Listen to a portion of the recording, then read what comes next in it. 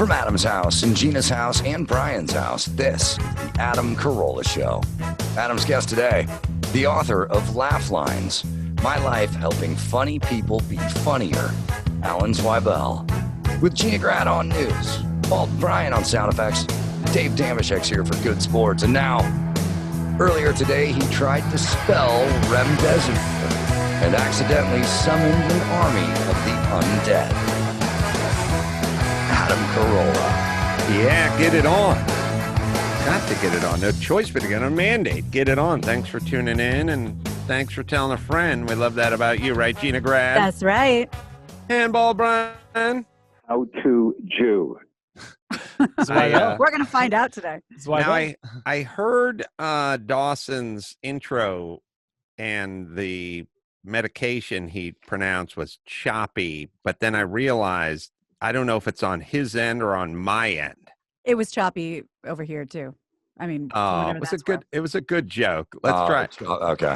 And why is Dawson as choppy as he is consistently? Is that just internet stuff? Says the guy who disappeared for 20 minutes yesterday. I know. It could very well be internet stuff. All the other connections are. All right, well, let's try that joke one more time. It was a funny joke. All right. And now, earlier today, he tried to spell remdesivir and accidentally summoned an army of the undead. Adam Carolla. There you go. Resveratrol. We got a clean shot at it. All right. Alan, we've talked to before. He's one of the first writers for SNL, and this worked with Judd Apatow and Larry David. He's worked with everybody, so we'll talk to him about that world. I got two big boxes of book plates to sign, and I kind of put them off, which is me not following my own advice. I signed a stack of them and somehow decided I'd done something a few days ago.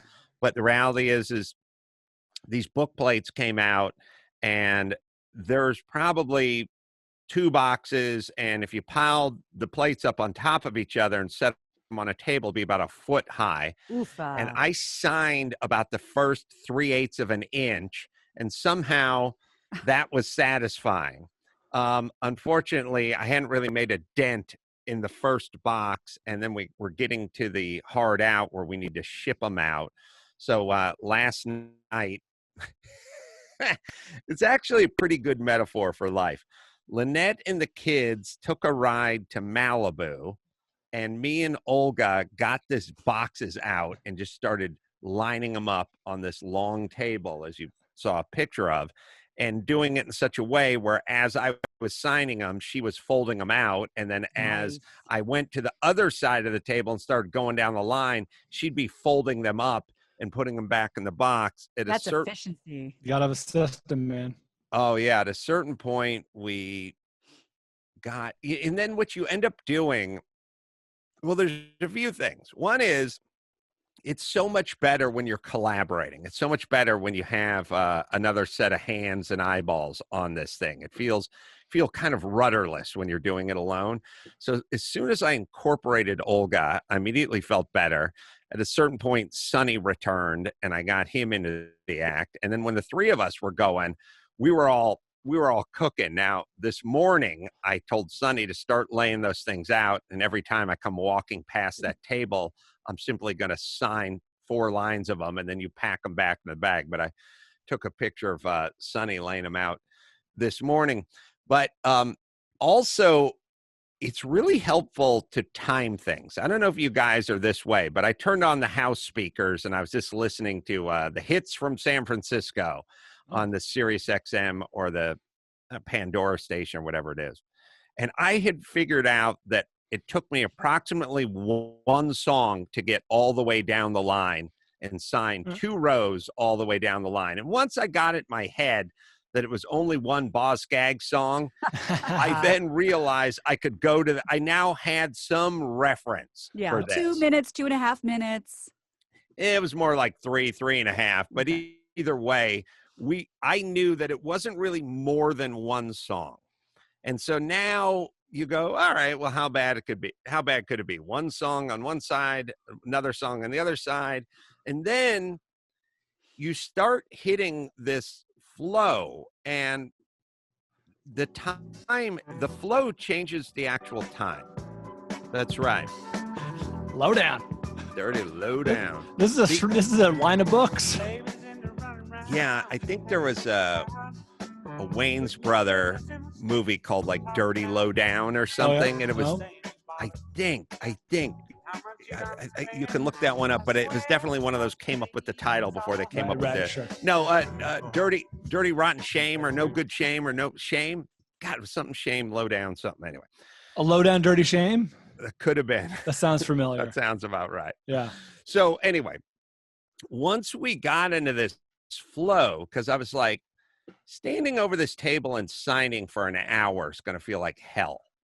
That was my initial thought. If I do this for 1 hour, it's hurting my back, and that's gonna be the slowest hour in the world. But as Olga and I were finding our rhythm, and as I could see the stack going down the box from inside the box and the stack going up from the completed ones outside the box, the time started to change. Now it was sort of like, ooh, we're hitting a groove. It became a little montage in a 90s movie where they're making over the frat house. Yes, You know, the it was community like- center. That's right. The community center. It is weird. It's interesting, which is you can hit a flow, and you guys can think of your own stories, but I've felt it when building before, where you have a few guys and everyone's kind of working like you're sheathing something with plywood, and one guy's bringing them from the truck and throwing them on the sawbuck, and you're ripping them, and another guy's putting them in place. You can hit a little montage flow where it just doesn't feel like the same. It feels different than if you go to the truck, you lay it out, you rip it, you go put it. It's like, ugh. There's a kind of a flow where we did about an hour. We ended up doing about an hour and 45 minutes, but it really didn't feel that way because at some point we hit a stride. I guess it's like running. You're getting the groove. Yeah, You know but what I mean?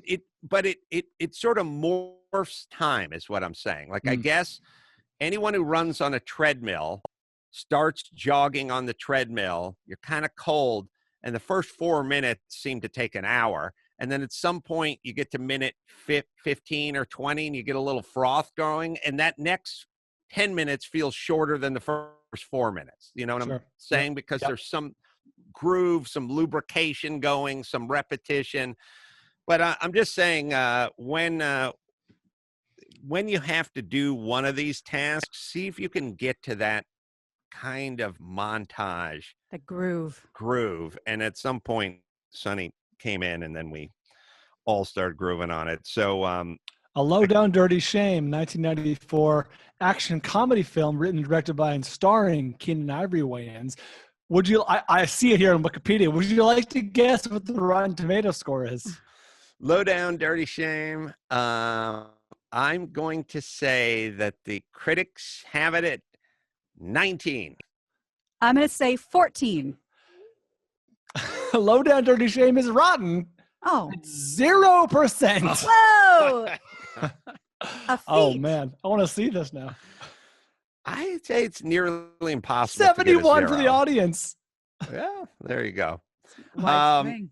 All right. So that's I shall complete that tonight and send those out. So for the first, 2,000 people order the book or whatever the number is. I was too intimidated to count. You shall be getting some of those book plates that are signed and inserted. I also was talking to... Wait, I'm sorry. I have to say this real quick. The main character's name, played by Keenan Ivory Wayans, Andre Shame. Perfect.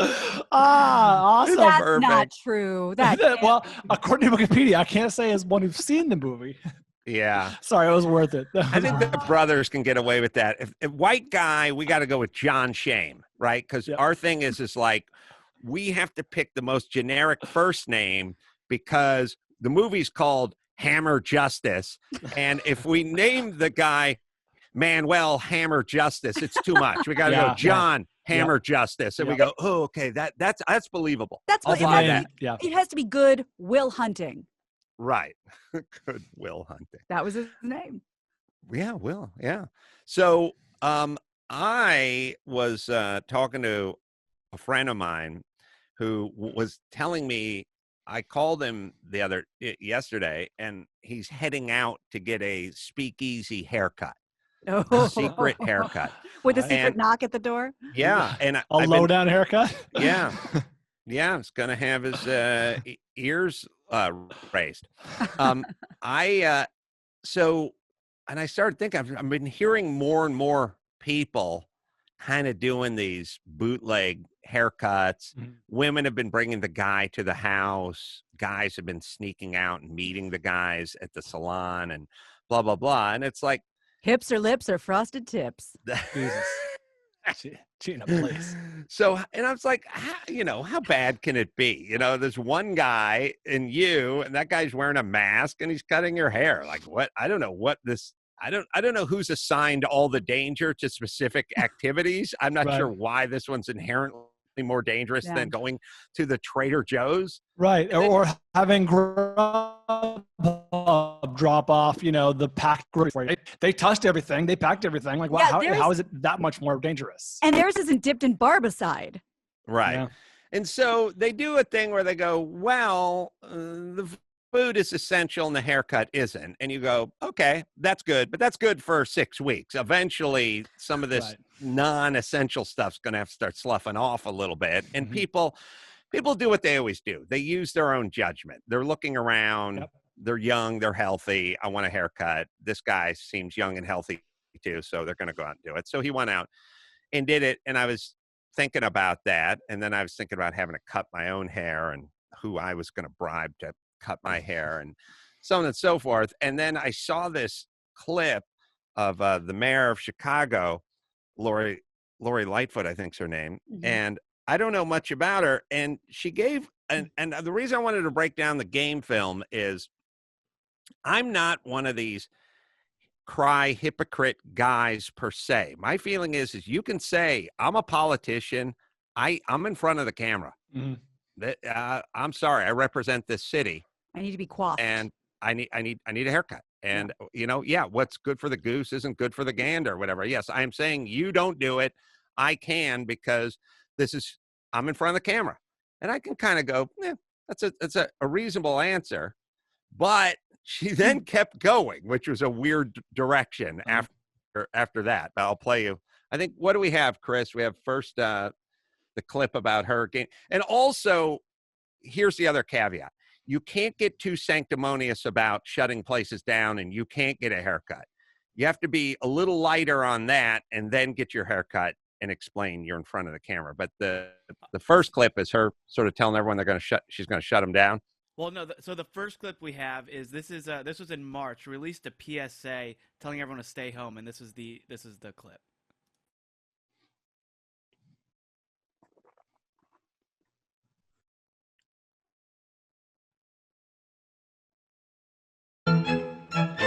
Debbie, getting your roots done is not essential. Your dog doesn't need to see its friends. You can work on your jump shot inside.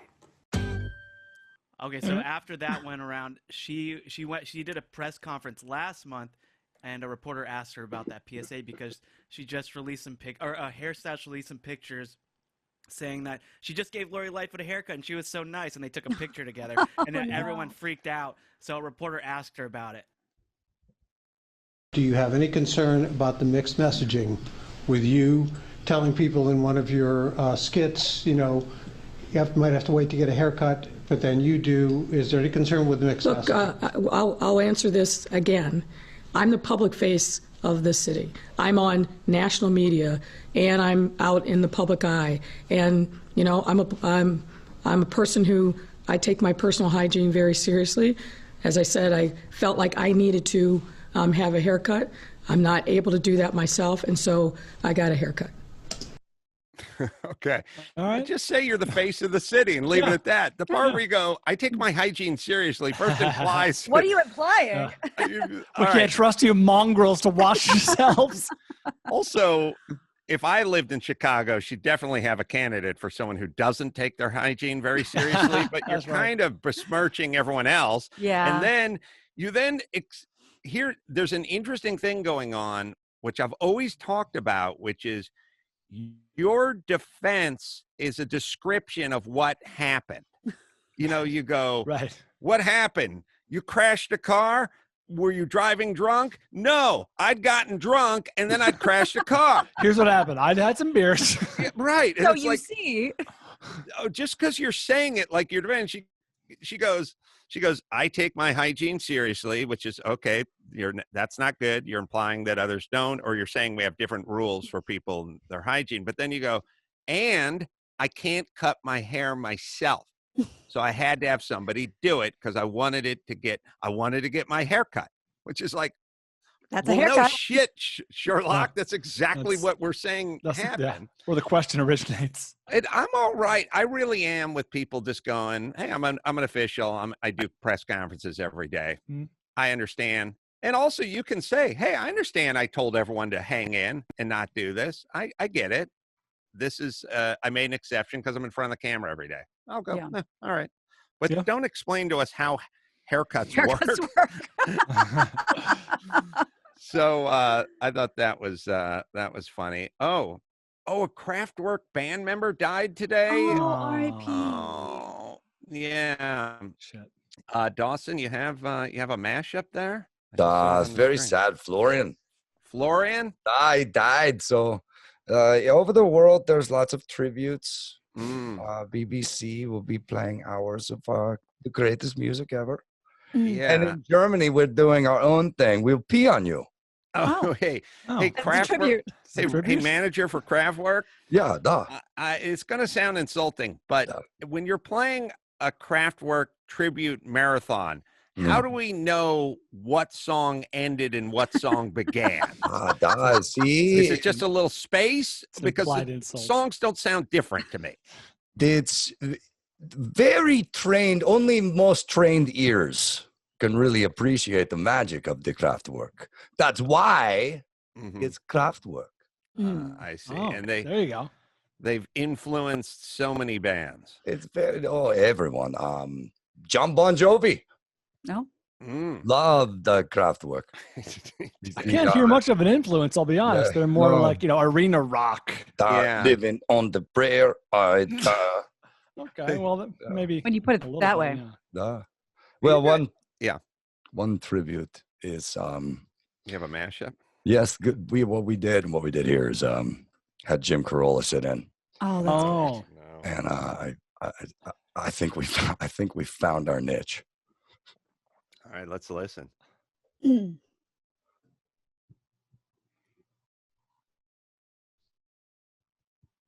Hold on, I got to reshare. I'll edit this. Here we go.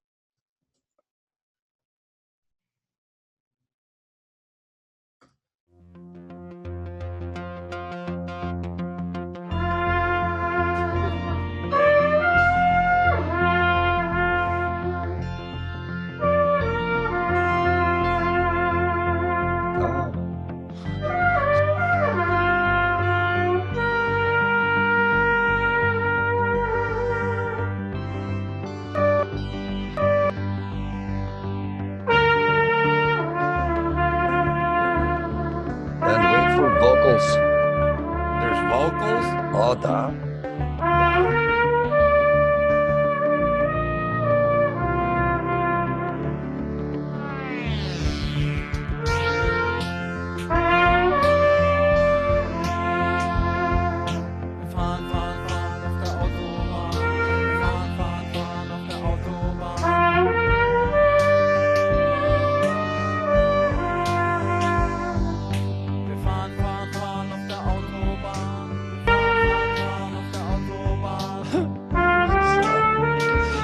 This is just a short clip of an 18-minute jam. It feels like the song the Bulls rejected for their intro. Called Autobahn.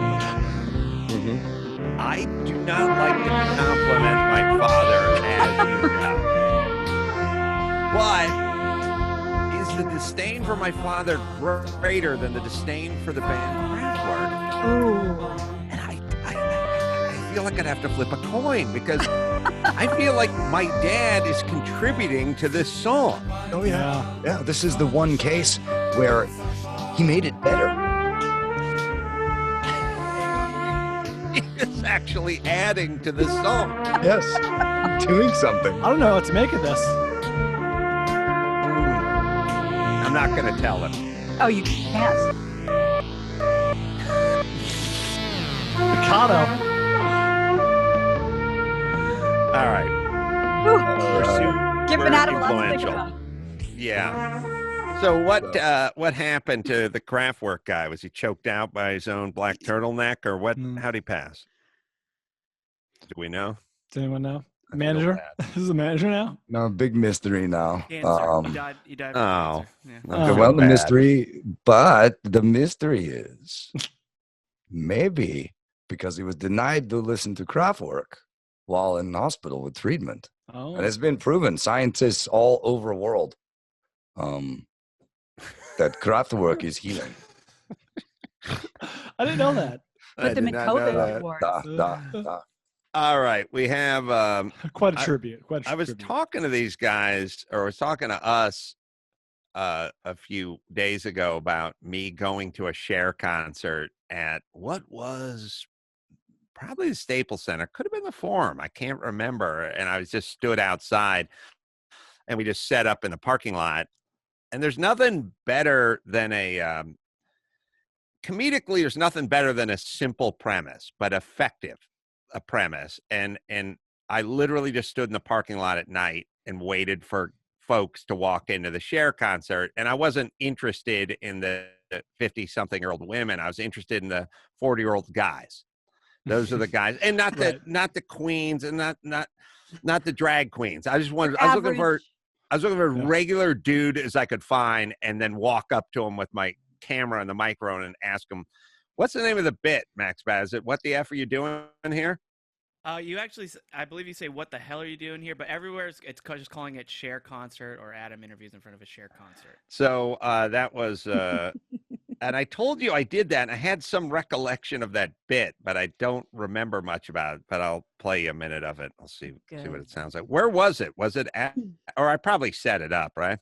Yeah, it's Staples. Oh, it is. Good. Outside of LA's famous Staples Center, where Cher is the marquee attraction tonight. What the hell are you doing here? Good question. My wife wants to go, so I brought her along. I see. That's it. Let me ask you a question. Hypothetically. It's going to be a crowded night, and sometimes the ladies' room can get, the line gets pretty long. You ever just feel like sneaking away and going to the men's room?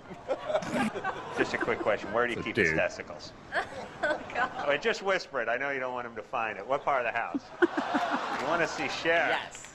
They don't have any form of entertainment in Romania? No, unrelated. Distracție Romania? No. I noticed you're wearing a Hooters shirt. That's what got me into this thing. Okay. Yeah, that's a little bit of sacrilege there, wouldn't you say? I mean, it's like wearing Hooters at the Cher concert? Yeah, it'd be like wearing a 2 Live Crew T-shirt to a Klan rally or something. How long have you been cultivating the gay pirate look? Saw Cher in Vegas 20 years ago. That's right. She was 57 at the time. Do you like Cher? Yeah. Okay, let me talk to your mom for a second. How old's the lad? He's 11. You realize you're turning him gay?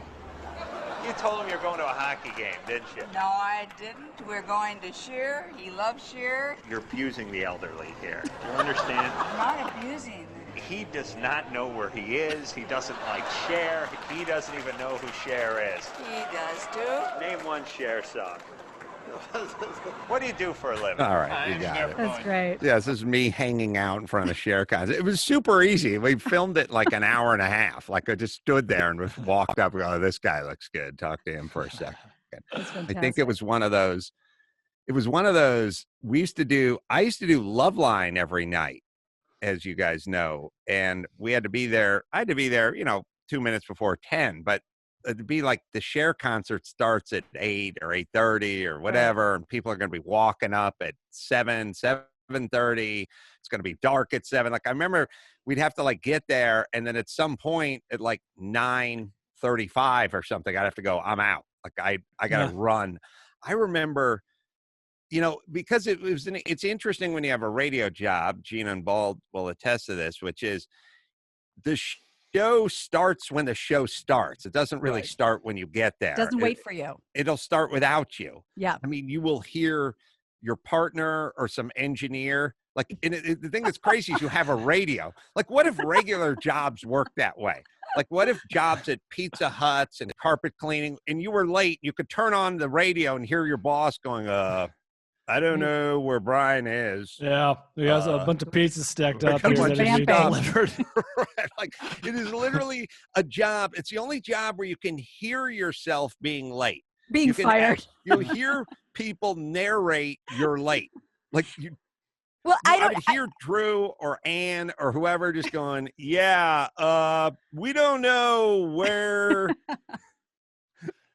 My dad, Mark Thompson, Mark and Brian, every old radio dog I know has a story of waking up, turning on their own station where they're supposed to be and hearing dead air. And when people say, I had this dream, I didn't study for a test. No. The worst thing you could do is wake up, turn on your own station, hear dead air, and it's real. Right. Yeah. And I don't know. I mean, see, I would never hear dead air. I would just hear Drew going, I don't know. Ann, is he? Go in the parking lot and see if, and then you get this weird one. Hey, Adam, if you're listening, you know, the weird. The voice those are the worst nights for the phone screeners, because a Drew and Adam night would average 7.5 calls over the 2 hours. A Drew night would average 77.5 calls over. That man rolled through calls. Oh yeah. You'd always know. I would find when we would be shooting anything at night, like I remember us shooting, I think we shot a porn star fantasy camp. We had to be around a campfire at the end, you know, at night, or concert or something like that. I would at literally like 9:37, I'd be running for my car. When we did Drunken Pilots or any of that stuff, I'd just be running for my car at a certain point. All right. Let me hit stamps.com. I'm bringing Alan and we'll talk all things comedy. Stamps.com. Want to avoid the crowd? Sure you do. Why not? Now, especially. Avoid the crowd. Don't go to the post office. Stamps.com is where you should go. We have used Stamps.com for well over 10 years. I mean, these guys have been a long time sponsor, and everything we send out tons of stuff. We send out using Stamps.com, whether you're a small business, you're sending invoices, or online seller shipping products. Everyone's working from your house now. It's time to sign up for Stamps.com. You need stamps. You can print U.S. postage, official U.S. postage, any letter, any package, 24/7. Do it at home. They give you a scale. You can weigh whatever the package is, and the exact right amount's going to come out of your computer. 5 cents off every first class stamp, up to 40% off shipping rates, and now up to 62% discount off UPS services. These guys are the best. They're a good company and a good sponsor. Stamps.com. Enter Adam. Try the 4-week trial. Get the scale as well. Stamps.com. Enter Adam. All right, quick break. Back with Alan Zweibel right after this. The Adam Carolla Show salutes the winners of the COVID-19 pandemic. Aliens. That's right, aliens. A few weeks ago, the U.S. government released definitive evidence of unidentified flying objects, and no one cared.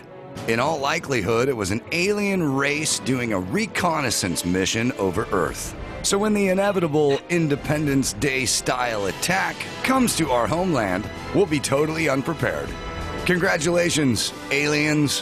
While we're all losers, you are the winner of COVID-19. And by the way, our immune system will be so compromised by all the Purell we're rubbing on our asses that all the alien has to do is fart, and we're all just going to inhale and die immediately. Tip us over.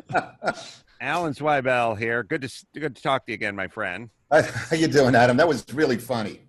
Well, thanks. That's all Dawson and Lynch and some me, because I realized there would be winners and losers from this. And, you know, any celebrity that gets a DUI, now's the time. You know what I mean? And it's so true. They're literally verifying footage that says this is unidentified. These could be aliens. And everyone's like, yeah, all right, let's talk about hydroxychloroquine and get some real answers here. Like, that's where we're at. There's Andy Borowitz. You familiar with his column in the New Yorker? I just read before while I was waiting for us to start. He has something today saying that Fauci is officially breaking away from the Corona task force because he wants to record solo albums. And this is a small piece, but it's all paralleled, you know, to either McCartney or George Harrison breaking away from the Beatles. He says because Donald wouldn't let him say what he wanted to say and all of that stuff. It's great. I usually try not to read guys who have the name Borowitz. Yeah, I understand. But in this case, I'm going to make an exception. So let me brag on you, Alan, as I'm looking at your sheet here. Wrote for SNL originally, 75 to 80. So you were there in the first season. Wrote sketches like Samurai, the sketch with Belushi, and Gilda Radner, stuff with Rosanna Dana, and won a couple of Emmys for writing on SNL and the golden years of SNL. Although I think SNL is going strong. What's your take? I watch it every week, usually on Sunday because I'm an older man now. So I usually watch it on Sunday or Monday. I love it. I mean, I follow it all the time. I think Kate McKinnon is like a gift from God. I think what they're doing is wonderful. Kate McKinnon is so strong. I mean, in a weird way, she quietly may be one of the best ever. I mean, in what she does, playing men, playing women, playing kids, like just morphing into these characters. She's amazing. Adam, I think that she could have been in any cast in any era. I honestly do. I think she's that good. Yes. What's interesting about her is I'm a big SNL fan from the beginning to now, and I think there have always been strong female cast members, but is this the first time the strongest cast member has been a female? Like, with no debate, you know what I mean? Where she's the star of the show. She's the Dana Carvey. She's the Will Ferrell. She's the Eddie Murphy. You know, she's the star of the show. Yeah, you know something? That's a great way to put it because she's the one you look for. You always hope that she'll be in a sketch. And as far as I'm concerned, she's never in enough of them, only because I like seeing her so much.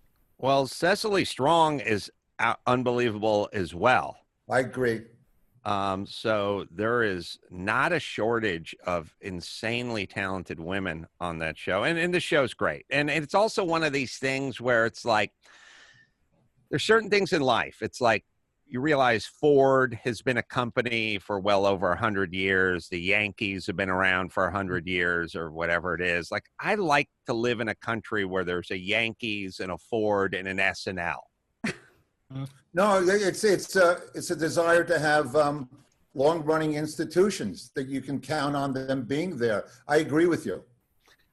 You were there at the beginning, right? First season? I was there from day one, yes. What was some of your early impressions on what you're walking into? I had never seen anything like it because prior to getting there, when I was 21, 22, and 23, I was writing jokes for comedians who worked up in the Catskill Mountains. So I was writing jokes for guys with cummerbunds. And now I get a job on this show, and I walk in and I see Belushi and Gilda and Danny and Lorraine, and all with Second City and Groundling kind of backgrounds. I had never seen anything like it. I was totally unfamiliar with it, and it blew me away. I was not exposed that much prior to that, so to see people create things in improvisation and build on each other and just create, there's a scene that didn't exist a minute ago. I thought it was amazing to me. So, like, if we were talking about being a musician, you were used to Pat Boone, and you just got Jim Morrison, right? Like, you didn't know, like, you come from a place where it's like, hey, put on a suit and put some pomade in your hair and go out on stage. You don't go out there unshaven and in t-shirts.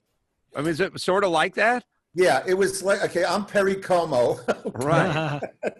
To take a sidestep from Pat Boone, and all of a sudden I'm with the Jefferson Airplane. It doesn't work. Okay. No, but people before that, I mean, there was some alternative guys and some counterculture guys, but you didn't see TV shows with dudes that were sort of long hair and uncleanly shaven and wearing a t-shirt and that kind of stuff. There's a lot of variety shows and stuff back then. Adam, if you came over here, which I would love for you to do, I have a book that's about 1.5 inches thick, a binder of all of the rejection letters that I got from shows that I was writing to with sketches when I was in college yet. And I have to tell you that those shows, and the cream of the crop back then was Carol Burnett. That was the one that won all the Emmys all the time. There was Sonny and Cher, Bill Cosby had a show, Flip Wilson. Everybody eventually had their own variety show, but they came out in Bob Mackie gowns and in tuxedos. And here we come along and Belushi is vomiting. Okay, so there was a sensibility difference. Right. I mean, at the same time, Cher would come out in a Mackie gown and Sonny would be wearing a tuxedo. There you go. And everyone, Donnie and Marie'd be wearing gowns and suits and everyone would be well coiffed. And the difference between Up With People concert and Woodstock, and we'll stop with the references to concerts and music. But so now we get it. Now it's easy. At the time, you had to be looking around going, is this going to work? Are they going to let us do this? Adam, there was an interesting thing, which is in the book. I tell this story, which is the God's honest truth. I'm writing for all these Catskill comedians, and I'm working in a delicatessen to supplement the great living I was making because they paid me $7 a joke. That was the going rate at the time. And I have my meeting with Lorne. He gives me a job on this brand new show that was going to premiere in the fall. So this is the spring of '75. Oddly enough, the same exact week that Lorne said, okay, I'd like you to come write for this new show, I was offered a job writing the questions and bluff answers for Paul Lynde on the Hollywood Square. Nice. I know. Now, in 1975, you look at it and you go, well, wait a second. Hollywood Squares is West Coast. It's prime time. The whole business is out there. All of the stars have Las Vegas acts in their own variety shows. This is an entree into the business. Whereas this Saturday Night Live thing, 11:30 to 1 on Saturday nights? Who watches television then? Only angry people who are not getting laid. They're not watching television at the time. Okay, it's late night, which is a lower pay scale. It's East Coast lower pay scale. Who the hell is John Belushi? Who are these people? And I debated it for maybe a second, okay? And I opted for SNL, but that was what the time was like. So when you talk about the Pat Boones and the Jim Neighbors of the world versus this, yeah, there was a marked distinction. Why did you make that decision? I mean, it all sounds great now, hindsight being 2020 and all, but to have you describe it, why would you go unless you had a feeling that you're going to be a part of something? I had a feeling that this was different, this was new, that this was something brave that hadn't been done before. It was the off-Broadway version of what was being done on television. And I thought that being 24, 25 at the time, this was going to speak to our generation, as opposed to the Catskill guys who are like our parents' generation. I went, no, I want to speak to people who I could relate to. There was Woodstock, there was Nixon resigned, there was Watergate, and no, this would appeal. Lorne had always felt from day one that our group, the baby boomers, were not being spoken to comedically, and let's do it. Right. I have a question. I've always wondered this, and when you guys start talking about, the difference in the showbiz aspect, but just the dress and everything, when you think of it, was there ever any discussion, one way or the other, about Dan Aykroyd doing Jimmy Carter with a mustache. Like, you think about the production that goes into the show now, and then Dan Aykroyd's like, I have a mustache, I'm doing Jimmy Carter with a mustache. That's just how I am. Like, was there ever any discussion about that? If there was a discussion, I wasn't a part of it. Okay. I mean, he also did Tom Snyder with a mustache. That's right. You know what I mean? I can't remember when he did Julia Child, cutting herself and bleeding to death. I don't know if he had a mustache. No mustache there. I can tell you that. No mustache there. Okay, no mustache there. Okay, fine. So he drew the line there. But if there was a discussion, no, it just did it, and people accepted it. It was more all about the impersonation, the laugh with Tom Snyder, and all of that. Okay. Well, think about what Baldwin has to do to play Trump. That's what I'm saying. And then I also think Chevy Chase would play Gerald Ford. And I think Chevy Chase would play Gerald Ford, and he wouldn't do anything. Remember, he'd put on a suit and tie. He would have his hair just done like Chevy Chase. He wouldn't try to sound like Gerald. Yeah. It was Chevy saying that he was Gerald Ford, looking like Chevy, and falling down. What are we talking about here? There was no attempt whatsoever. I know. So we've come a long way. You've also worked and co-created and produced It's Garry Shandling Show. Isn't it? It's the Garry Shandling Show? No, there was no the. I put that in. It's Garry Shandling Show. It's part of the theme song. It's Garry Shandling Show. Oh, that's right. So Garry and I wrote that in an elevator, that song. Such Who did? Tell us that story. Whistling. Well, yeah, we both had the same managers, Bernie Brillstein, and he was with Brad Gray, and they were partners. And it was actually the day that we said that the title should be It's Garry Shandling Show. That was Gary's idea. And we went to the elevator to go out. It's about 11 in the morning.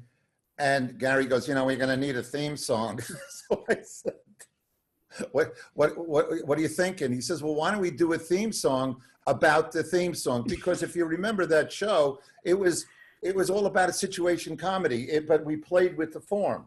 Okay, we spoofed, just whatever Saturday Night Live did to Variety. Garry and I had that in mind with the sitcom. So he said, let's do a theme song about the theme song. I said, well, like what? And he said, well, this is the theme to Garry Show, the theme to Garry Show. Garry called me up and asked if I can write a theme song. And then I just said, I'm almost halfway finished. How do you like it so far? How do you like the theme to Garry Show? Then he said, this is the theme to Garry Show, the opening theme to Garry Show. This is the music that you hear as you watch the credits. And then I said, I'm almost to the part where I start to whistle. And then we'll watch It's Garry Shandling Show. We both started whistling. And then I think he said, this was the theme to Garry Shandling Show. We are now in the lobby of whatever building we were in. The doors open. We had a theme song. We said, well, it's been a full day. And we went home. Well, I've always, and maybe Chris can find that because it made me laugh. I was watching the Judd Apatow the HBO biopic. special? Yeah. And I there's nothing better than a good bio. I mean, than a good doc, especially on someone like Shandling. It's just so interesting and complex and kind of bizarre how he came up and his early years and his brother and growing up where he grew up and everything. It's just very interesting case. But and I think that doc it's definitely out there. That Judd Apatow. I can't think of the name of the doc. It was called the Zen Diaries of Garry Shandling. That is correct. Yeah, and we were all in it. And I remember when Judd sent me the rough cut, and I watched it, and I called him and I said, I likened it to. I don't know if you remember. There was HBO had done a documentary about George Harrison called "Living in the Material World." Mm-hmm. Yes. And part one was about the Beatles and all the footage that we had always seen and all of that. And part two was about he as a solo performer and his spirituality. And it was not dissimilar with Garry. It was his stand-up years, Carson's substitute host through It's Garry Shandling Show. And part two was Larry Sanders. And then Garry with Buddhist monks and cross-legged and wearing robes and boxing, but which he it was like a religion to him to box. It was like, davening in a way. And I found it really interesting. It is a good documentary to watch. Yeah. It's on HBO, by the way, streaming on HBO if you want to watch it. Very good. George Harrison is great. I love George Harrison, and it's another great doc, and I love listening to his music. So the Shandling, and maybe we'll play that intro because it's gonna make me laugh. What kind of guy was he? A guy that nobody really knew, or how do we describe him? Like, I don't know, Chevy Chase. Everyone always says that guy's a douche. Shandling always feels like unknowable, and maybe Belushi's Belushi. Like, how would you kind of describe that? And I'll give you guys a base. We all know people that aren't really that knowable. Mm-hmm. They don't really want you to know them, or there's something about them. Right. Oftentimes, I don't know, Jim Carrey. I don't know Jim Carrey. I don't think I ever would. Judd Apatow's very knowable. He's just Judd Apatow. Dr. Drew's just Dr. Drew. Mark Garagos is 3 Mark Garaguses. You wish you could fucking reel it in a little bit. Mark Garagos got into this, yes. No, I'm saying, like, I know these guys. If you know who Mark Garagos is just by seeing him on TV 2 times. Absolutely. What was Shandling like? It's funny because there are those people, whether in my career, whether it was Gilda, Billy Crystal, Larry David, the people I've collaborated with, which is all in the book. Garry was the one person who was the most complex. You thought you may know him, but you didn't really. He was meditating long before anybody else was. Crystals and, let's go to that restaurant because it's got good energy. And he spoke a different language back then. And he had so many demons. I mean, let's start off with the fact that he was a Jew from Tucson, okay? Right. So start there. And his brother died, and then his dad died later on. And there was so many demons that he had that when we did its Garry Shandling show, we did 72 episodes. And to this very day, people who had worked with him who had worked with him, let's say, on Larry Sanders, asked me how I survived 72 episodes, because he was difficult. And what it was, Adam, I know you know this, when you collaborate with somebody, there's an alchemy, that you both respect each other's sensibility, but it's different enough where the product wouldn't have been that had you not done it together. I didn't have the ability to do what we did together if I were alone, and vice versa. And that's the way it was with Garry. I think that there was a little bit of a resentment that he may have had towards anybody that he needed. And Judd brought that out once, and I have thought about it since. And when we finished our show after 72 episodes, we weren't talking. He resented the fact that I was married, had 3 kids, and maybe on a Sunday I wanted to go to Disneyland as opposed to breaking a story. You know what I'm saying? Yeah. Garry's life was the show. And what the fascinating part to me, when I think about it more and more, on its Garry Shandling show, he played a comedian, a single guy named Garry Shandling.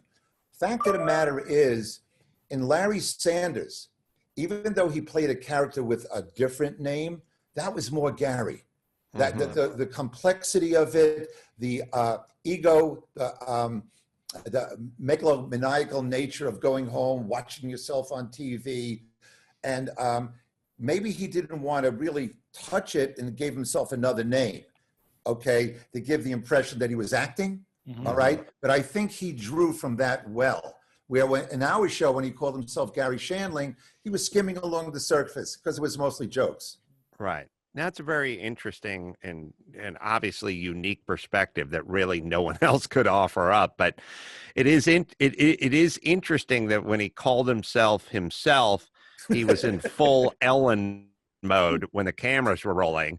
And then when he called himself a different name, that was more the Ellen we don't see with the cameras rolling and hiding under the safety of a new name. That's interesting. I think you're absolutely right. Well, So you're we've got right. Mark That's your Garagos, we've idea. got Ellen, and we have Pat Boone all in the same conversation so far. I think this is great. We got a lot of range. Do we have the, Chris, you have the intro for the for Garry Shandling show? Point out the words for you. Ready, set, go. This is the theme to Garry show. Theme to Garry show. Garry called me out and asked if I was theme song. I'm almost halfway finished. How do you like it so far? How do you like the theme to Garry show? This is the theme to Garry show. Opening theme to Garry show. This is the music that you hear as you watch the Hey, Max Zapata, do you have one that doesn't have the cards and the audience participation and everything?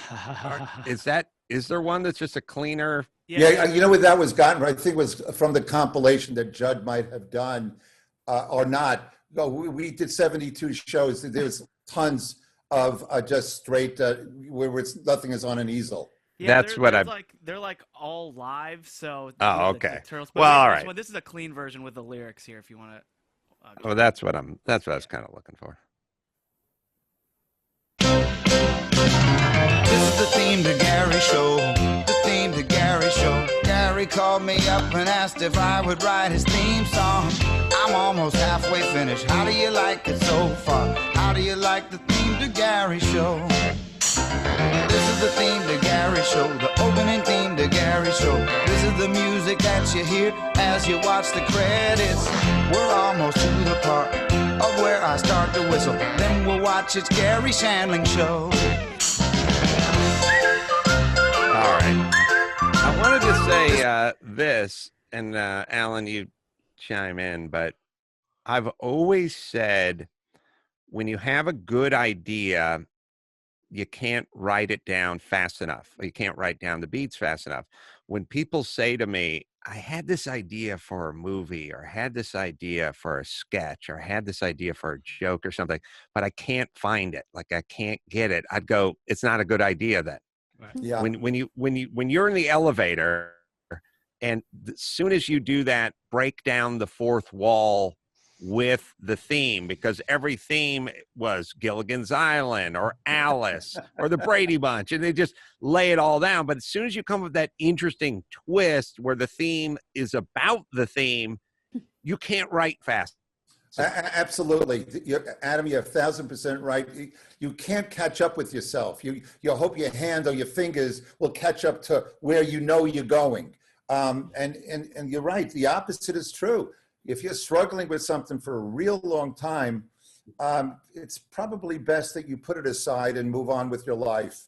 And maybe you'll have an epiphany somewhere along the line. But to sit there for months trying to chase something, it's a waste of time and it's not there.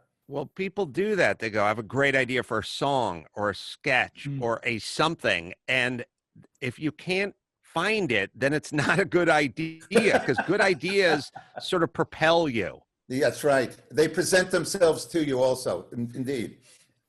So Garry, I've been thinking about this a lot lately. Maybe it's because I'm cooped up with my kids, but I've really been drilling down on difficult people versus easy people. And Garry sounds super difficult. Now, maybe Chevy Chase is just an asshole, but not difficult. And Judd Apatow's nice and easy. Ooh, it's a good name. Super easy to work with. He was just a jerk. Well, there are people that are just kind of asswipes, but you can still work with them a little bit. Then there's people that are they're difficult. Like every encounter with them is it's almost like you're wrestling with them. Almost every encounter. Was Garry difficult that way? Garry was very difficult. Garry had a huge heart, and you knew that he didn't mean any evil or anything. And God, was he funny. But, you're sitting in a room with the guy, and he's wearing dark sunglasses in a restaurant or in your home. You can't see his eyes. And he would go someplace. You're right there with him, and then he would leave you, and you don't know where he is. He's sitting in front of you still. And then he would circle back with a better joke than what you had, or a better idea or something to build on. But he was focus was a big problem, and he was tortured. I don't know if you went to his memorial. We flew out there for it. Judd asked me to speak at it, and every one of us got up. It was me, Kevin Nealon, Sarah Silverman, Bill Maher, Jeffrey Tambor, whoever got up and spoke. We all did the same thing. We quoted Garry jokes, right? And then would talk about the complexity of this guy's personality. You had to work at it. It was really, really hard. Like I said, when we stopped doing our show, we weren't talking. And we were back in New Jersey where we lived over the summer after we stopped, we shut down the show. Garry was appearing in Atlantic City. My wife, Robin, tracked him down, said, I'm bringing Alan down there. I'm putting the two of you in a room and you're not coming out until you're friends again. You've been through too much. And that's what happened. But even then, I had to chase him. And I had to accept that, okay, he's going to return 1 out of every 3 phone calls. He'll respond to 1 out of every 7 emails. And everybody had the same sort of relationship with him. Yeah, it was personalized in different ways, but I defy you to find one person to say, oh, this was the easiest time I've ever had with another human being. That's not going to happen. Well, you mentioned Jeffrey Tambor, and you think about Jeffrey Tambor, Rip Torn, and Garry Shandling on the same show. How does that work? I mean, truly, the mind reels from thinking how you get a show done. You know something? I don't know, because the only contribution I gave to Larry Sanders was I was casting for an ill-fated show that I had called Good Sports with Farrah Fawcett and Ryan O'Neal. Oh, God. We did the show in 1992. Adam, you owe him a check. How many years later? It's, 28 years later, and I'm just back on solid food. Okay? This was the worst. And that was a sitcom, right? It was a sitcom. It was about 2 anchor people in an ESPN kind of newsroom thing. And it was a nightmare. We were reading people for another part, and Jeffrey came in and he read, and he wasn't good. He wasn't right for the part that he read for, but I told him to sit there. And I went into the other room and I called Shandling and I said, listen, are you still looking for somebody to play your sidekick, Hank? And he said, yeah. I said, I got a guy here you might want to take a look at. And this is a really nice story. I sent Tambor over to him, and not only did he get the job and, gave him it helped his career, didn't it? Every year subsequent to that, the first day of shooting, a gift basket would come to the house with wine and cheese and fruit and nuts and a card that said, thank you from Jeffrey. That's great. So it was a very nice gesture on his part, but what you're talking about, the complexity of those 3 people, I never met Rip Torn. I can only imagine. Yeah.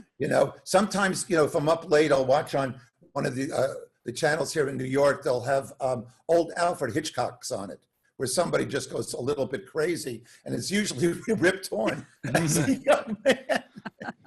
And everything I read about him as he got older, he didn't get more sane. He just went off the rails entirely. He completely lost it, but still love Defending Your Life, boy. One of my favorite movies of all time. Did Tambor get Me Too'd out of Transparent or something? Is this some story that I'm making up, or do you guys have any? Was there something? There was something. I'll look it up. And then I remember there was a Q&A with the cast of Arrested Development, and they said there were some rough goings, but I'll look it up.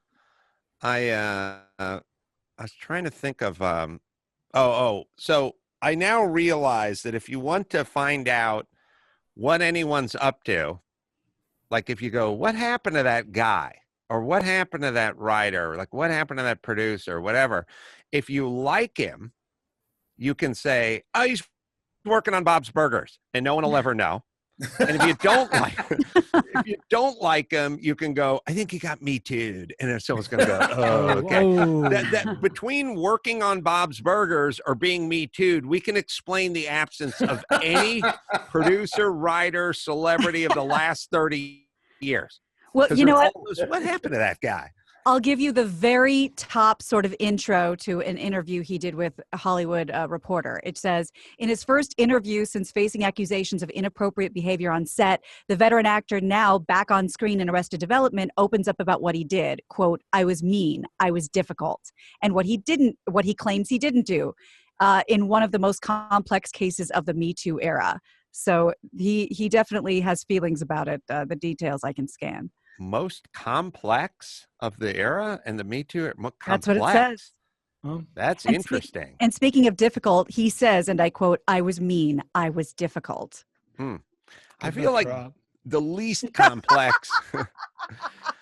I feel like Bill Clinton would be the least complex, and maybe Trump as well, of the Me Too. Like, hey, this chick, we're in Florida. I paid her. I fucked her. That chick, intern, blew me at desk. Boom. The end. That's about the least complex it gets. Yeah. Very little digging you have to do. It's pretty much served up. It's a straightforward exchange in the Me Too world. The one with Tambor being complex and him being transparent makes it very confusing, and possibly titillating. So we'll see if you can read more of that. I am kind of curious about that. Also, you always know somebody did something when they claim a lesser charge. Like they go, I may have been an asshole to everyone I work with, but I did not fill in the blank. Right. And it kind of always reminds me of the criminal who goes, I couldn't have killed that guy. I was robbing a liquor store across town. Like they go, I'll admit to something, just not the thing they want to hear. So what is that story, Gina? Are you reading about it? I'm scanning. This is his interview, so it's a little meandering, but I'm going as fast as I can.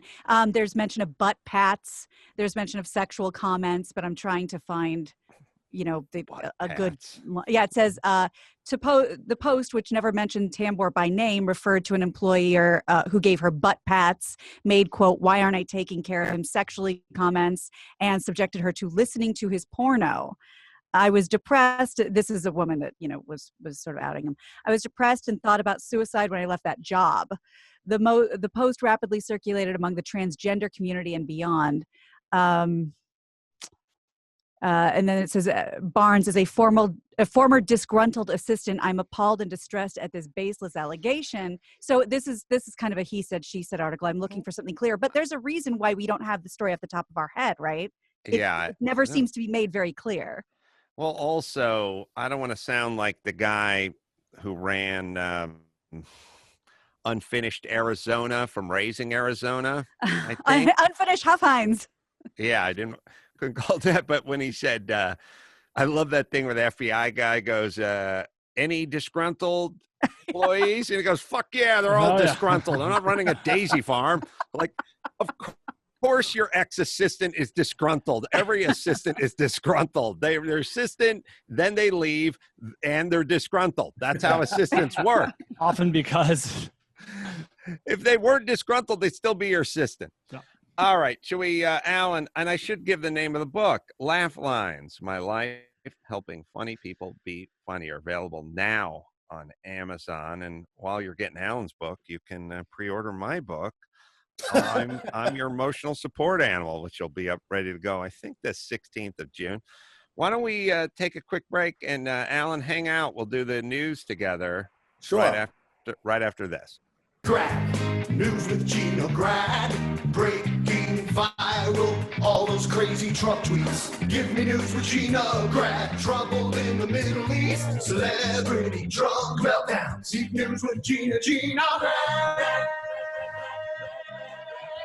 The news with Gina Grad.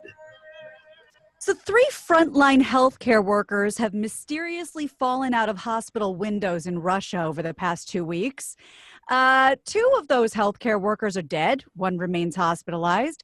The incidents made national headlines with media reports saying all 3 of them had come under pressure from their superiors over working conditions amid this pandemic. You know, it's got to be weird when you fall out of a window from a hospital. Do you think the guys show up in an ambulance and go, let's put him in the ambulance and drive him to the front? And then his partner goes, why don't we just walk it? It's like 30 feet. And then his buddy goes, you know, we don't get paid unless we pull up. And then someone goes, but the walk to the ambulance is further than, right. But don't you want to roll those sirens and the pump and the, I don't know. I feel like we could just walk it over. Like, what do they By the way, while you're debating this, he's dying. Right. I'll bet there's some regulation or some rule, like you said, they don't get paid unless the guy goes in the ambulance. Well, what if one of those guys actually fell into an ambulance? Does that piss anybody off? Is there a union thing about that? Oh, that's interesting. Yeah. Like you've been on the set. You know what it's like when you tell the grip to go move the van and the teamster gets all pissed off. We could have that situation. Yeah.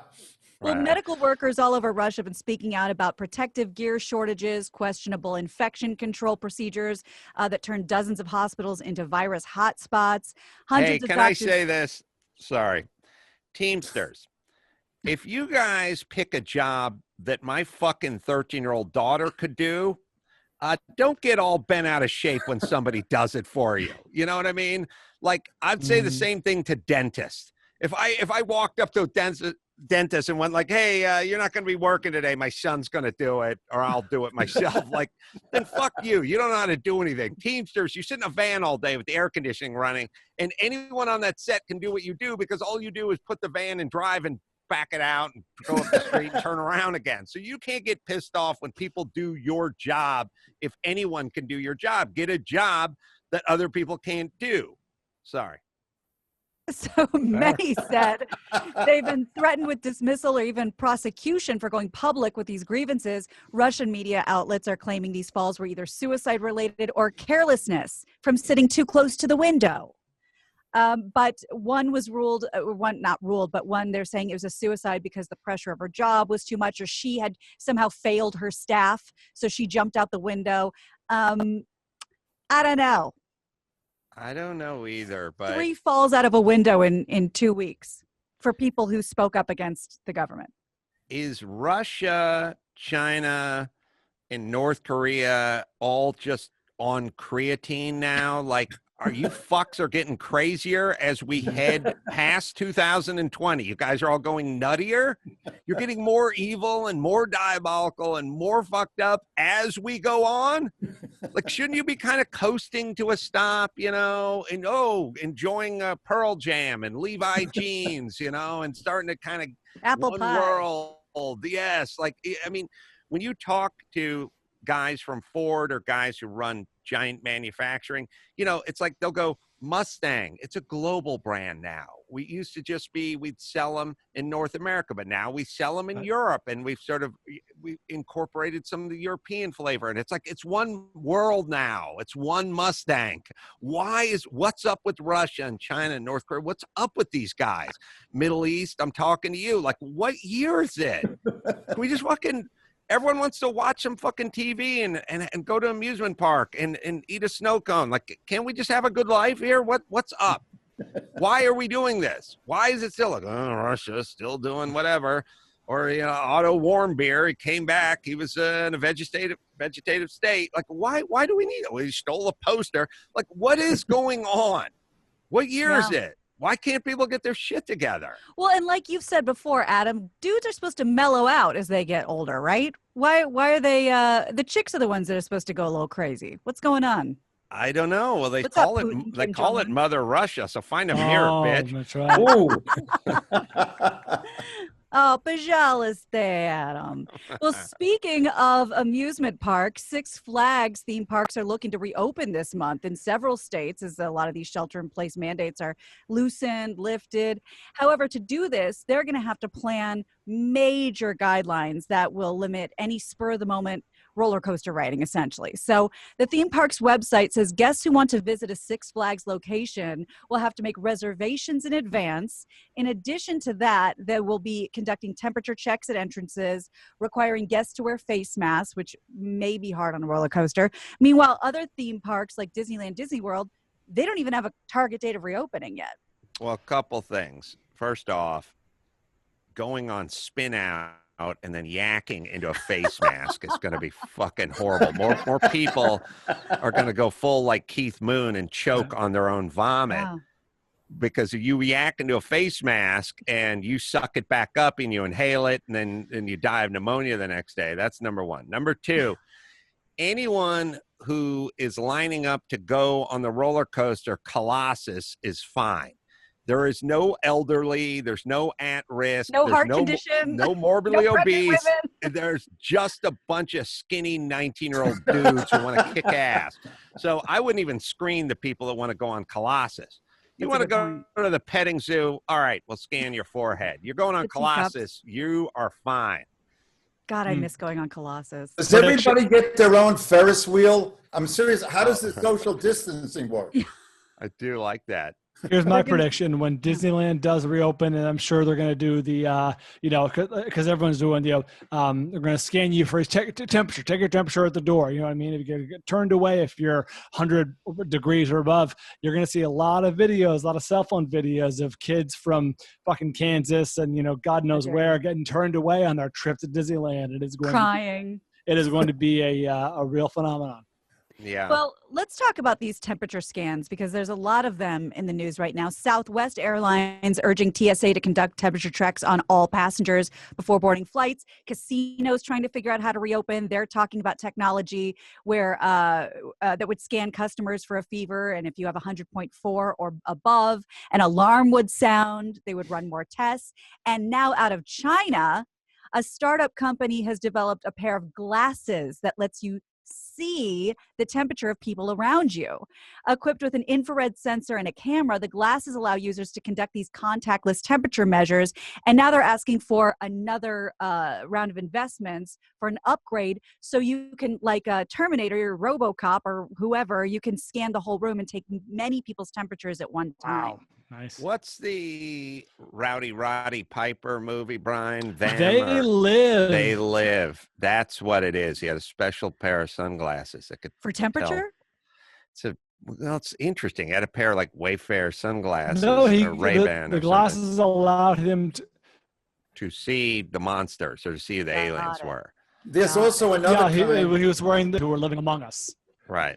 There's another kind for older people, the glasses where you can look around a room and see every man's PSA of their prostate. Okay. Oh, really? Why do we need this? I don't understand. Well, first thing, if they say people can be carrying it and asymptomatic. Right. So if you're just young and healthy and carrying it and asymptomatic, then I don't know what the temperature thing is going to do. And on the other side of the coin, you could just be sick and not have coronavirus. Right. We can and somebody, right. It'd be funny. It'd be a funny sketch to like show them doing the infrared sensor where they put it on your forehead and at the TSA as the chick is telling you have to throw out your shampoo because it's over 4 ounces and you're like, this is medicated shampoo and I've already used half the bottle so there's only 2 ounces and you see the red getting redder, getting brighter and brighter and hotter and eventually steam starts coming out and you see the meter cracking as the person's going, sir, should I call my supervisor? And you're like, Argh. All right. That's right. Funny bit. So a British doctor who's basically the equivalent of Dr. Anthony Fauci, but in England, he was forced to resign in disgrace. He broke quarantine to rendezvous with his married mistress. Neil Ferguson had advised the British Prime Minister Boris Johnson, who did have coronavirus, and everybody to stay locked down. Social distancing rules went into effect because of Dr. Ferguson. He regularly lectured the nation, stay home, save lives. Then he got caught breaking the guidelines. Ferguson welcomed his lover multiple times into his family's home. She sneaked away from her family, her husband and children, for these late night sexcapades. And he got caught, and now he's not Fauci anymore. All the lockdowns are all well and good until either the straight guy gets a boner or the lesbian needs her roots dyed, and then all bets are fucking off. This guy was the guy who was like, hey, here's the guideline. He like invented this quarantining thing. It's like, hey, I'm the grandfathers. Everyone stay in, lock it down. And now he's banging his guma. Yeah. And it was infected too. That's right. And if you listen to John and Ken, quite the alarmist, medical leader of the country, with some facts that he didn't get necessarily quite right. So it's like, well, I don't know what to believe, and I don't even know what you believe. Well, what you don't need when you're banging someone else's wife in your apartment is everyone walking around with their head on a swivel, right? Like go about your business. Yeah, what do you want? Her husband going by in a Schwinn going, hey, why is a car parked out front? Like, no, lock it down, and then you come over to my place. That's right. Right. So I don't know if you've heard, but, there's talking about beef shortages, meat shortages now, because so many of these meat processing plants are closed or closing or, furloughing. And TMZ reports that Wendy's is taking burgers off the menu at many locations because of this. Several Wendy's locations across the country experiencing this big meat shortage. And you think, well, why Wendy's? Why not all the other places? Well, the shape. It's the shape. Yep, that's the right. Square cows. It's got to be the square cows. Close. It is sort of proprietary for Wendy's. It's that they boast that it's fresh beef, never frozen, and that's screwing up their supply chain when it doesn't screw up, frozen meat shippers. Mm-hmm. So you get chicken and fries. Is In-N-Out frozen? I guess In-N-Out is frozen. I would imagine so. So I'd like to go to the folks at Wendy's and go, fresh, never frozen is nice, but everyone loves the frozen shit evidently better up the street. Like, I've driven past the Wendy's drive-through, and there's 3.5 cars in it. There's like 3 cars in a moped. You go to the fucking In-N-Out, there's 44 cars going around the block. Maybe we should think about freezing our beef. That's all. You can use your own argument against you. That's right. Well, we touched on Elon Musk yesterday. We talked about how he and Tom Cruise are in talks about a space movie. And that's not all the Elon Musk news lately. There's a lot more. First of all, they just had a kid. We talked about that. His 6th son, his first child with singer Grimes. I don't know if you saw what they named the child, but that's not going to last because that name isn't legal in the state of California. Yeah, it was like COVID-19-12- something. It's like numbers and symbols and things, right? XAEA-12 essentially. And the California judge says, no, you cannot name your child that. It doesn't fall within the parameters of the 26-letter alphabet. Grimes put on her Twitter why they came up with that name, because I was curious. It says, X is the unknown variable. AE sort of mashed together. That's my Elven spelling of I, or love, or artificial intelligence. A12 was the precursor to the SR-17. That's their favorite aircraft. No weapons, no defenses, just speed, great in battle, but non-violent. And then something about plus Archangel, my favorite song, Metal Rat. So they're going to have to come up with, Steve or Jeff. Well, what about just, what would a nickname be for somebody with a name like that? Yeah. You just give a single-digit number, or is it Max? Yeah. You turn into Prince. Yeah, I don't think it's Dutch. But, the SR-17, or SR-71 is the nickname for the SR-71 is the 17. Blackbird. Oh, 17. Oh. SR-17. Mm-hmm. That is the Blackbird. Oh, wow. So that's a better name than A12X. I would just call the kid Blackbird. 71, right? It is 71. She put on Twitter 17. I'm reading off of her Twitter. Oh, sorry. Okay. Yeah, it's that plane is the SR-71. I wonder why he did 17. Anyway. It could have been a typo. But that's not all the Elon Musk news. And we know sometimes he says some things that may or may not be accurate, but he did announce the other day that he is selling all his physical possessions because they just weigh you down. 2 of his 6 homes that Elon Musk owns in Bel Air, the Bel Air neighborhood of LA, now are appearing on Zillow, the real estate website, for sale. According to Fox News, one of the homes is former home of actor Gene Wilder. I know that home. Is it beautiful? It looks beautiful from the drone version. Wow, I mean, you showed the quick aerial shot of it, and I said, wow, he and Gilda lived in that. That's on Shalon, right? Yes, on Shalon, Yes. Oh my God. Yeah, I've been in that. I was in that house many times when Gilda was alive. We had dinner there many times. It looks better from the air than it does on the ground, by the way. Doesn't it overlook like a golf course, or was that a different? If you go in the back, you can look down. I think it's, I don't know if it's the Bel Air Country Club, because I get confused when I get up there. It sort of winds around, but Right. it's, yeah, I know that house. Well, it's stunning, and at the very least, Elon said that it cannot be torn down or lose any of its soul, whoever is going to buy it. He bought it for $675 million in 2013. He listed it for $975. The other home's a 6-bedroom mansion across the street. Hold with on, pool, tennis court. 9.75 Yes. million, is that what you're saying? Yeah, he bought it for Okay. 6.75. It's listing for 9.75. I'm actually surprised it's that cheap, to be frank with you, given its address and what it is. Sure. I know. Yeah, we'll see what he thinks he can get for it. The other house, has pool, tennis court, Tesla solar panels on the roof. Musk bought that for 17. He wants to sell it for 30, and he has another home in Northern California. And so again, I believe he has 6 sons now officially, and he says he wants to liquidate all of his stuff. So I don't know if those kids are getting expensive or if he's having some sort of awakening. I don't know. When you're bright, it's good for a while. Like when you're a genius, it's good for a while. Then your brain starts to eat itself, and that's what's going on. It's like being a super hot blonde. It's awesome when you're 24. When you're 53, it's bad because you're not you still think guys want to bang you wherever you go, and then your whole life becomes about sort of maintenance and dyeing your hair and procedures and everything, and it really ends up becoming more trouble or more work. Like if you take a gal, she's just 4.5, 5, just okay looking, nothing to write home about.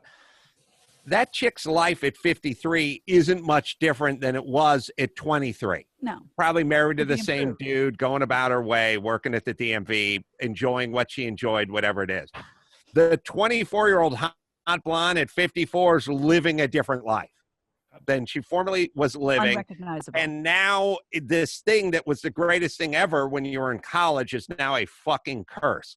And I say Elon's the same way. Being a super genius when you're 30 is cool. When you're 48, your brain starts turning on itself. It starts fighting itself. Yes. If this is true, isn't that sort of the natural path? We see it in movies. We see it in some documentaries. This is when you're like, I've tipped the scale. I can't do better than this. Now I have to do the exact opposite to find meaning again in my life. I got to tell you, it is a daily battle fighting my own genius. Every day I wake up. Finally, and it's explained. My own genius. And before I go to bed, the last thing I do is do battle with my own genius, because obviously I am in a danger zone. Oh, Alan, you're fine. Brian, you guys, no problema. But for the ace man. No, I'm getting a job at the DMV. I just learned something from you. Yeah, no, I do think the super ultra intelligent people end up battling themselves a little. I mean, we're just kind of talking about Garry Shandling. I mean, the guy's a comedic genius, but he ended up probably battling himself a lot. I don't know if you would say he was a happy guy, No, he was a tortured soul. I mean, everyone who knows him knew that about him. And after that memorial, we all walked away thinking the same thing, that if there is a life after this, Garry was ready for it because he had it with this one. And that was the source of his humor. It was the guy who was never really comfortable in his own skin. And that was him. Well, we're gonna get more out of Elon, and his wife looks a little batty too. I saw some pictures of her. Yeah, she's a singer and apparently half elf, or at least by her Twitter handle. But wouldn't you? I don't know anything about her, but wouldn't you be a little bummed if you were the wife that lassoed your train to that star, and all of a sudden now he wants to give away all his earthly possessions? Yeah, except for you may be going to that star. Like you true. literally may be going to outer space to live. That's true. To do a movie with Tom Cruise. Mm. So Oregon bicyclists have received some bad news. The world It'd be naked. funny when you go shoot a movie in outer space and you're like orbiting and you're like, all right, we're setting up our first shoot.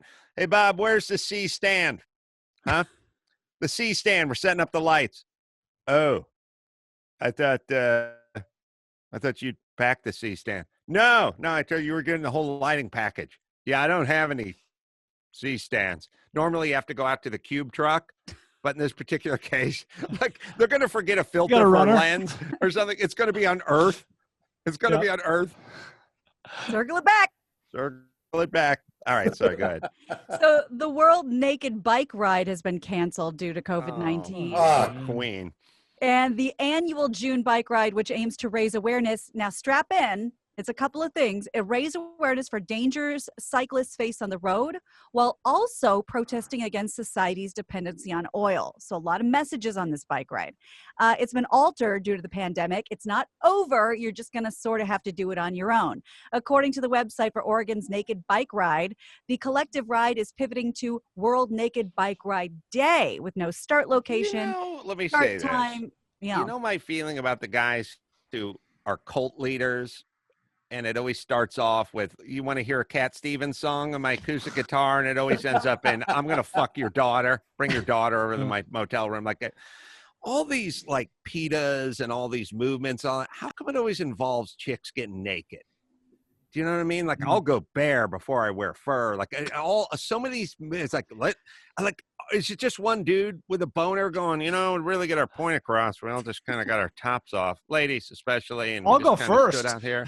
Yeah, let me take my shirt off. All right, ladies. Like they do all have a kind of a nudie theme to them, right? Naturist. And is it just the guys running it, like the cult leader? Like, is it really the cause, or is he just want to see some areola? I don't know. Well, that's a very interesting point, especially since it's not canceled. They're encouraging people to hop on their bikes and pedal around naked on June 27th and just do it on your own. So if you see a naked bike rider, they're either protesting our dependency on oil or awareness of dangers cyclists face on the road. Well, I'm not normally a doily seat guy, but in this particular case, let's throw something down, folks. You share that bike with a roommate or a child, you're gonna, you know what I'm saying.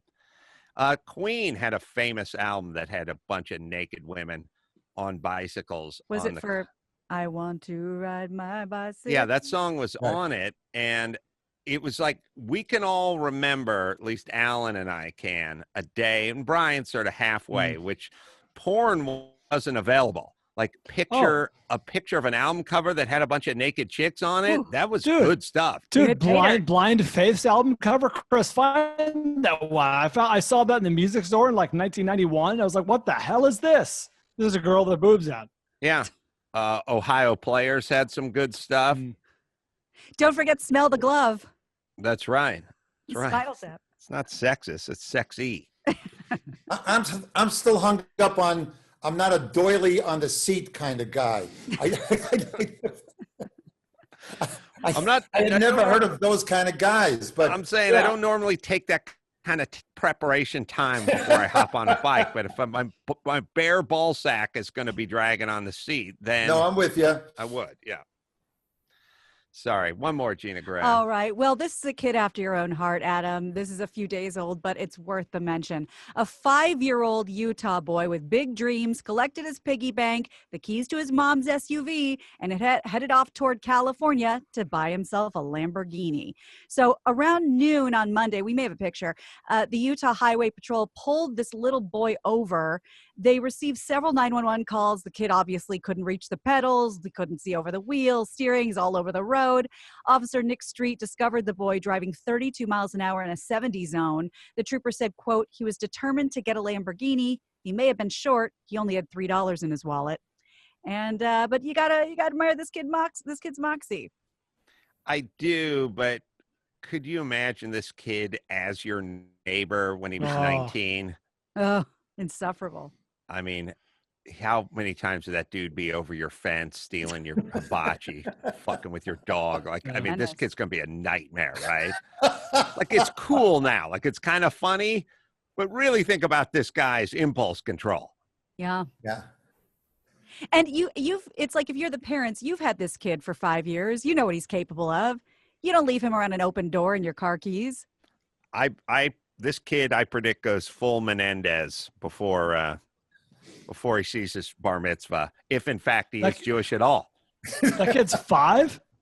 Yeah, which I also thought was odd. That kid's there's no way. Put a picture. That's a fucking middle schooler. He looks like a 9-year-old, but the reports are that he is 5. No way. Okay. There are kids, by the way, that are big now, and he does not look 5, but there are some husky ass kids bopping around. No, he doesn't look 5, but also at 5, like if you can't reach the pedals, like how do you do that? How do you go 32 on the highway? Like, how do you get onto the highway? I probably There's kind no of slide possible down. way. So just FYI, CBS News, Eyewitness News, ABC, Fox 13, all of the headlines: 5-year-old Utah boy found driving family car, 5-year-old steals parents' car, 5-year-old boy gets a ticket. So, I mean, believe it or not, but that's what's being reported. I think somebody said 5 and everyone else just picked it up and ran with it. There's no way that kid's 5. He looks older than 5, but also really at 5, you can't do that. And if he is in fact 5, then some NASCAR team has to start working with him like a young Tiger Woods at this point. You know what I mean? Because this kid's got it. He's a ringer. He'll be conquering Daytona at 11 and a half. He's a prodigy. Well, if he could get the car started, let's just Back say out. he's 5.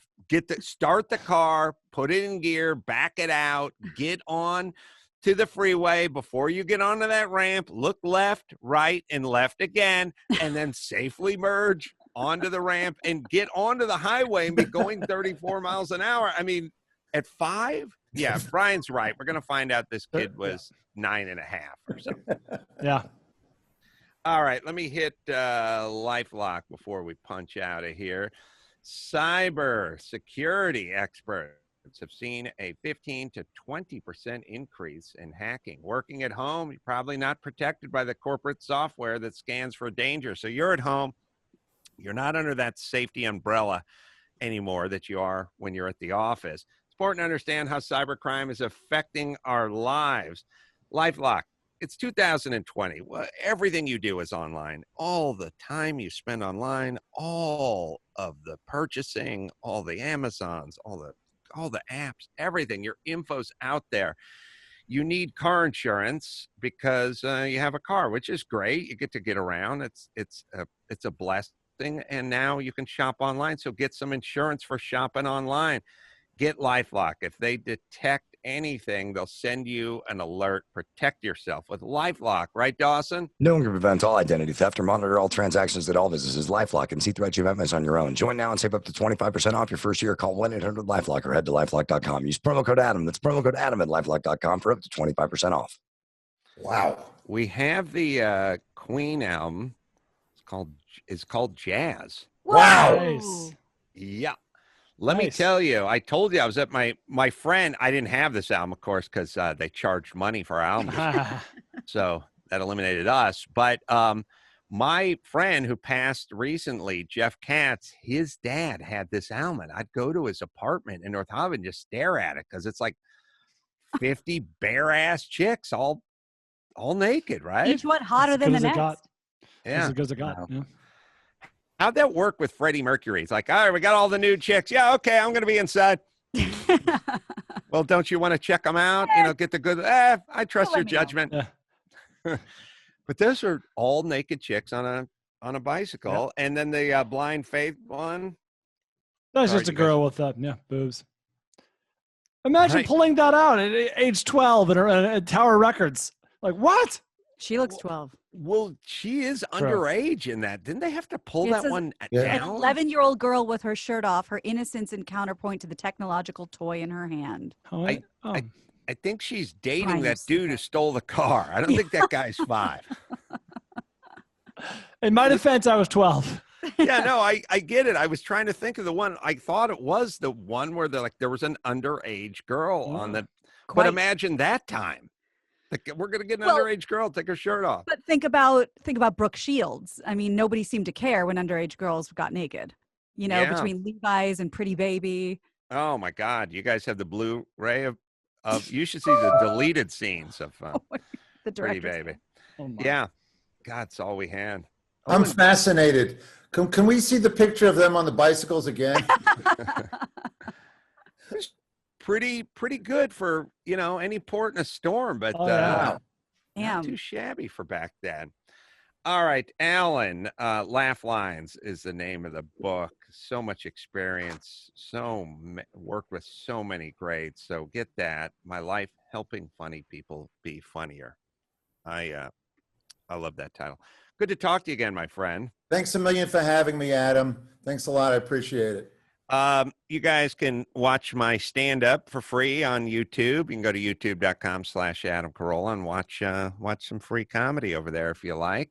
And check out Chassis, CHASSY. We have all our documentaries and other movies there. You can get them in Blu-ray, and I'll sign them and all that for you. Good Sports is coming up. And until next time, it's Adam Carolla, for Alan Zweibel, and Gina Grad and Paul Bryan saying mahalo.